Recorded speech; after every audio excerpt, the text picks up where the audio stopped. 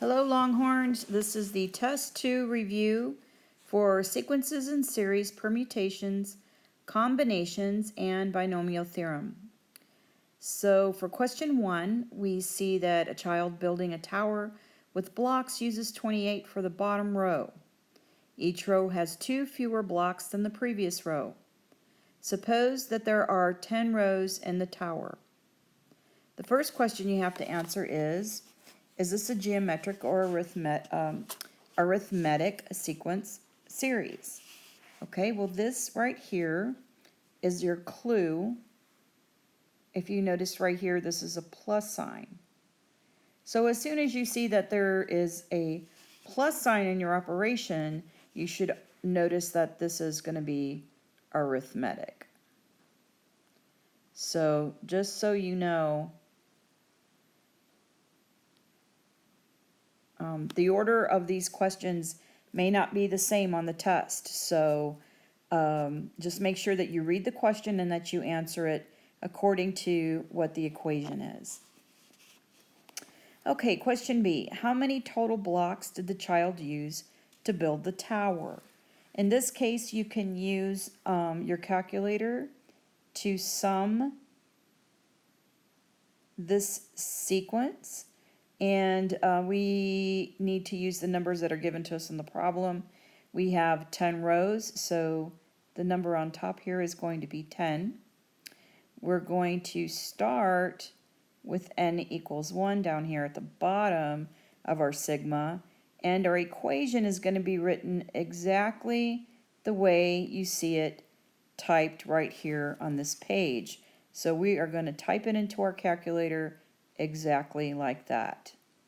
28 plus n minus 1 times negative 2.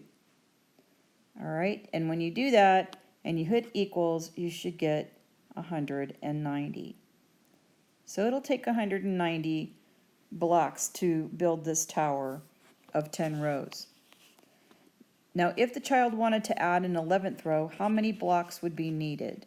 So if we added one more row, the next row we add is going to have 8 blocks in it, so that would be 198.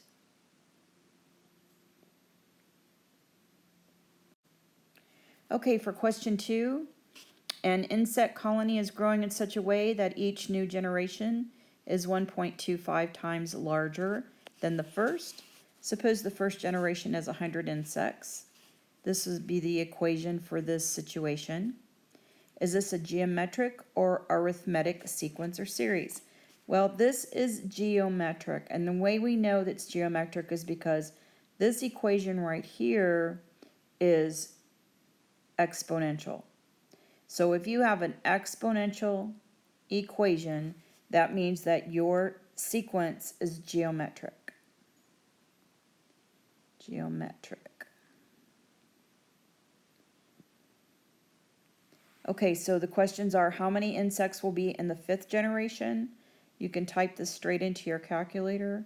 100 times 1.25 to the n minus 1.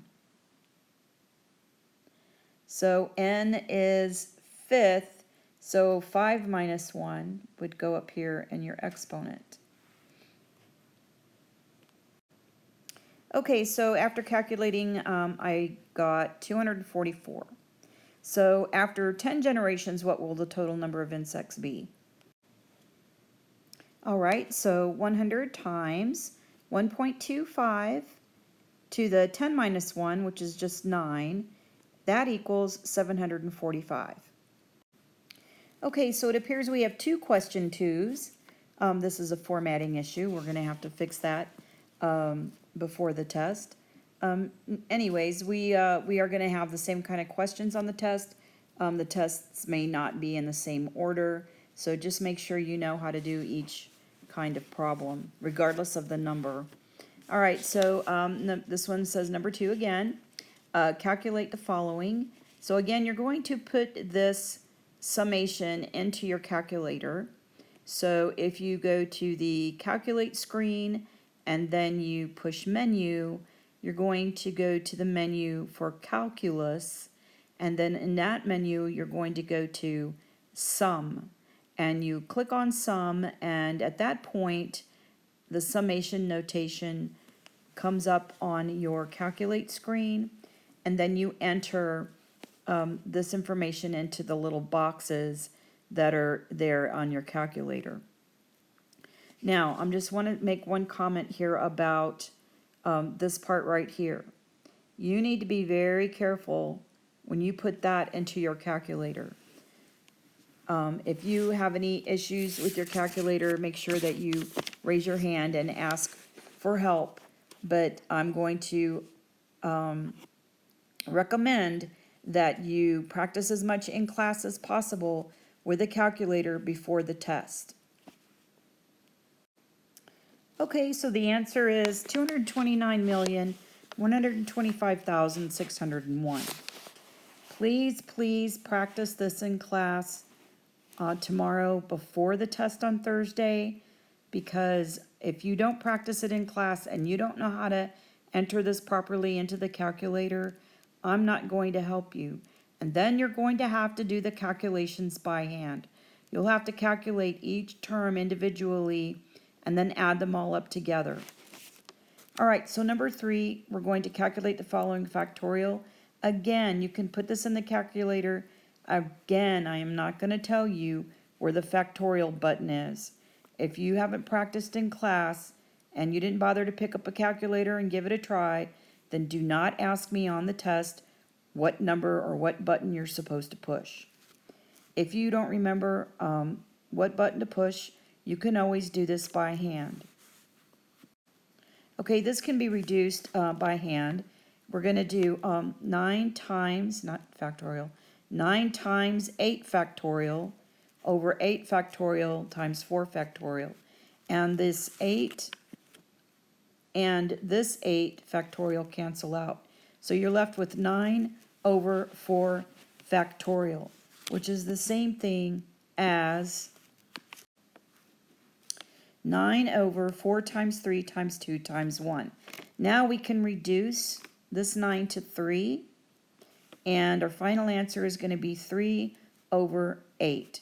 And if you did this in the calculator also gives you 3/8 for the answer on this particular problem. Now the one on the test is going to be a little bit different, some different numbers, so you can either put this in the calculator and get your answer, or you can do it by hand. Okay, in the next question, a corporation has 15 members on its board of directors. How many different ways can it elect a president, vice president, and secretary when order matters? Well, that's your key right there. When order matters, we're going to do a permutation. So in the calculator, you're going to go to the calculate screen, and then you're going to hit the menu, go to probability, and then you're going to select permutation. And in permutation, you're going to, in your parenthesis after the NPR or PNR, whichever it is on your screen, you're going to type in the 15, a comma, and then a 3, close the parenthesis, and then hit enter. This gives us 2,730. Okay, for the next question, we're going to change the word attitude. I want to change that word to Mississippi. Mississippi.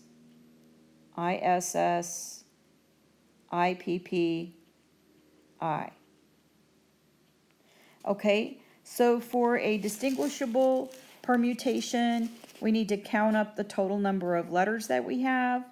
So we have 1, 2, 3, 4, 5, 6, 7, 8, 10, 11 letters. So in the numerator, I'm going to have 11 factorial. And in the denominator, I have to count up each individual letter, how many of them there are. Any letters that are multiple letters, I need to count them up and see how many I have. Okay, so I have 4 I's, 4 S's, and 2 P's. So the way I'm going to put this in the denominator is 4 factorial for the I's, 4 factorial for the S's, and 2 factorial for the p's, and I'm going to simplify that. Okay, so when I simplify this factorial expression, I get 34,650. What you need to remember, if you're going to put this in your calculator and simplify it, you must put that denominator in parentheses to keep all of those terms together underneath the divided by sign. Okay, in the next problem, the general manager of a fast food chain must select 8 restaurants from 12 for a promotional program. Order does not matter. As soon as you see that order does not matter, you know that you can use a combination. How many possible ways can this selection be done? So we're going to use a combination and comma R. So that's the same way we did the permutation, except you're going to select combination. So from the main screen, from calculate, you're going to go to menu, then probability, then you're going to select combination. And where the NR is, in parentheses, you're going to type in 12, 8. And that's going to give you the total number of combinations that you're going to be able to do. All right, so we have 495 combinations. So in the next problem, calculate P13(3). This means it's a permutation. So we're going to do the same thing we just did, except this time we're going to select permutation. And we're going to put a 13(3) in our calculator. And when we do that, we get 1,716. You can also do these calculations by hand. By hand, using the formulas that were given in class. The one for permutations is n factorial over n minus r factorial. And the one for combinations is n factorial over n minus r factorial times r factorial. So if you have to do it by hand, you're going to have to use these formulas. Okay, so in the next problem, we need to find the fourth term of 2x minus 3y to the 7th power. So we're going to start with the coefficient, and we need to start with the exponent 7. So we have 7, choose, and since this is the fourth term, we need to go one term less than that. So we're going to choose 3. So 7, choose 3 in our combination in our calculator, or you can use the binomial formula, which is the same as the formula I just gave you for combinations. So you can use either one of those to get this number for the first coefficient. And then the next term, we're going to have 2x to the 4th power, because negative 3y is going to be raised to the 3rd power. So remember what I said in class. This power and this number need to match. They need to be the same number. So if my negative y to the 3rd is a 3, then this right here, this exponent needs to be a 4, because 3 needs to add to 4 to get 7. Okay, so these are the exponents we're going to have for the x and for the y. So in the end, we're going to have an x to the 4th and a y to the 3rd. So our next step is to find out what this 7 choose 3 number is, and then we're going to have to multiply it times all the numbers that are in this term, this binomial expression term right here. All right, so let's take a look and see what we get. Okay, so we end up with 35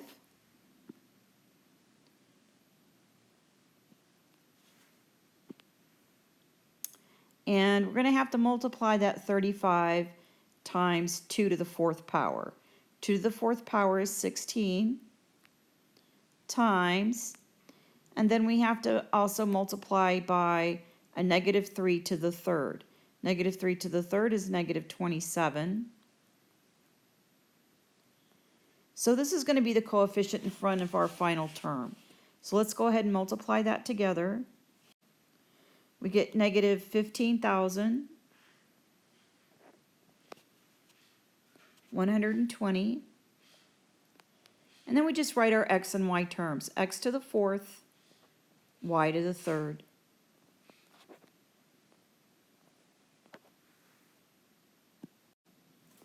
Okay, in the next problem we are going to fill in the table for the parametric equations and then graph.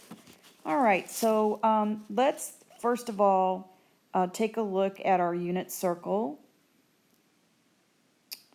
On our unit circle we have these main points right here that are represented by our angles. So right here, this angle would be 0 or 2 pi. This angle up here is going to be my pi over 2. This one's pi, and this one's 3 pi over 2. All right, so we also need to look at the coordinates at these points. So at 0 or pi over 2, the coordinate here is 1, 0. The coordinate at pi over 2 is 0, 1. The coordinate at pi is negative 1, 0. And the coordinate at 3 pi over 2 is 0, negative 1. So if you remember from the unit circle when we studied it, all of the x values of these coordinates are the cosine values, and all the y values of our coordinates are the sine values. So those are the numbers that we're going to plug in for cosine t and sine t. Okay, so let's begin.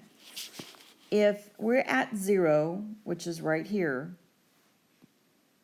then my cosine, let me change this. My cosine is going to be 1. So I'm going to plug in, for cosine t, I'm going to plug in the number 1. So up here in my equation where it says cosine t, I'm replacing cosine t with 1. So 1 times 2 is 2, and 1 minus 2 is negative 1. So my first x value is going to be negative 1. And I keep going around the circle. At pi over 2, cosine is 0. 0 times 2 is 0, so we have 1. At pi, cosine is negative 1. Negative 1 times 2 is negative 2. 1 minus a negative 2 is 1 plus 2, or 3. At 3 pi over 2, cosine is 0. 0 times 2 is 0, so x is 1. And at 2 pi, we should have the same number that we got when we did the angle 0, because it's in the same place, so it has the same value. Now we're going to do the y values. At 0, sine is 0, so 0 times 2 is 0, so we end up with a negative 3. At pi over 2, sine is 1. 1 times 2 is 2. 2 minus 3 is negative 1.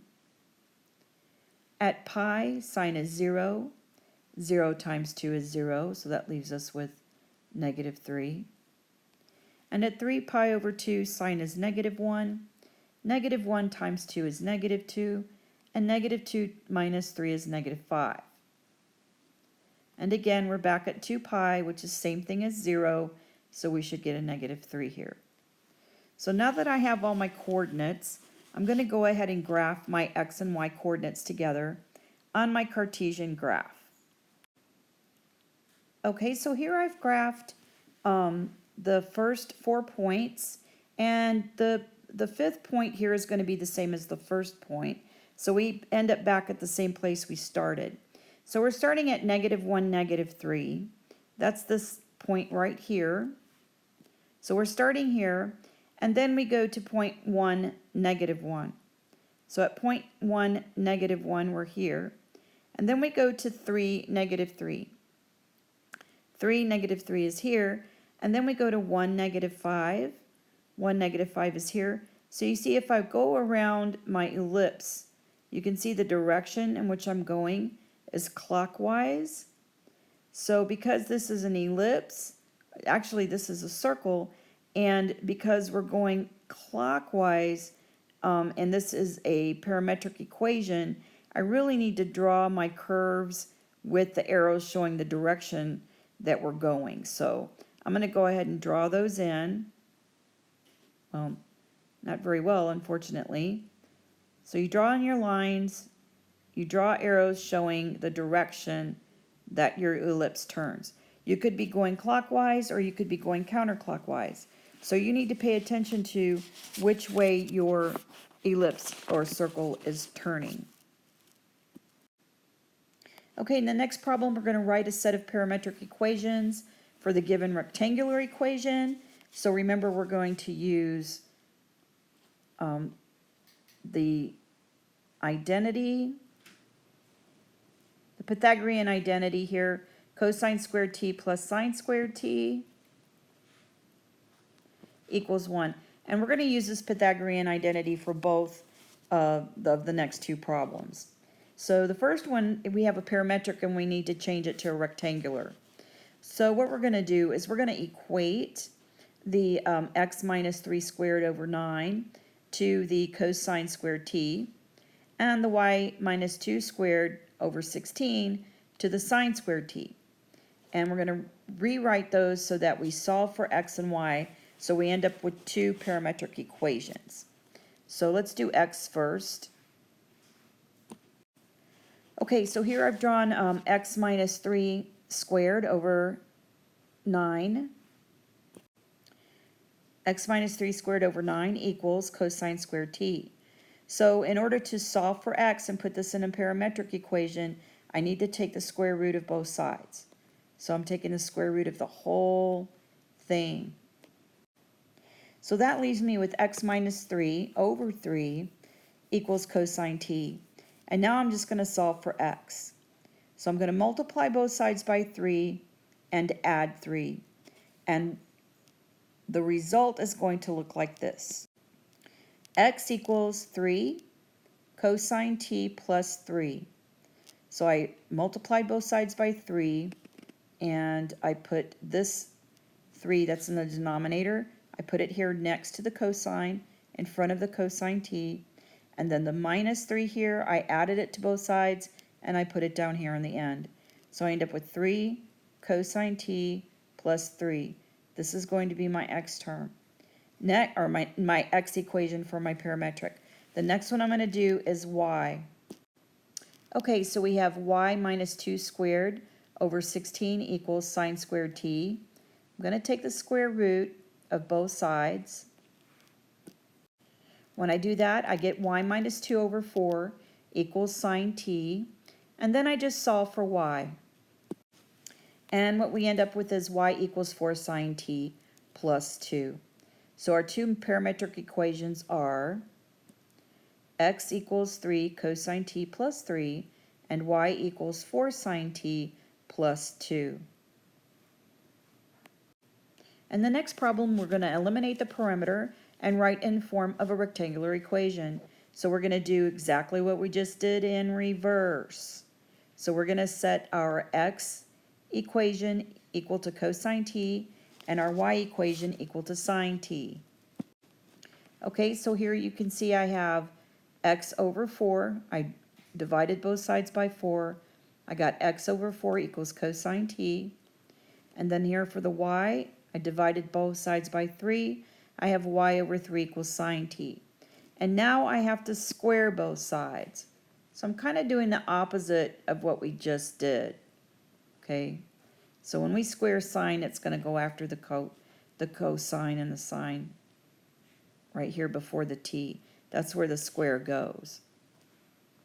So we're squaring both of those. And what we end up with is